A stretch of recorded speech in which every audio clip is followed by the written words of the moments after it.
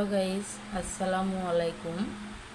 দেখুন আমাদের প্রিয় পার্সিয়ান বিড়াল দুষ্টু কীভাবে ঘুমিয়ে আসে আর সে কোথায় ঘুমিয়ে আসে। যেহেতু বাইরে প্রচণ্ড গরম পড়ছে, রোদের তাপ খুবই বেশি, সে যেখানে ঠান্ডা পাচ্ছে সেখানেই ঘুমিয়ে পড়ছে। দেখুন গাইজ, যে এখানে রান্নাঘরের এক কোণে, এখানে সে ঠান্ডা পেয়েছে, এখানেই সে গভীর ঘুমে আচ্ছন্ন হয়ে আছে। তার যেন কোনো নড়াচড়াই নেই। তার ঘুমানো দেখে আমি আবার এখানে একটা ফ্যান দিয়ে দিলাম। ফ্যান চলছে, ফ্যানের বাতাসে দেখুন সে আরামের সাথে ঘুমাচ্ছে। তো গাইজ দেখুন, ফ্যানের বাতাসে আমাদের পার্সিয়ান বিড়ালের গায়ের পশম নড়ছে।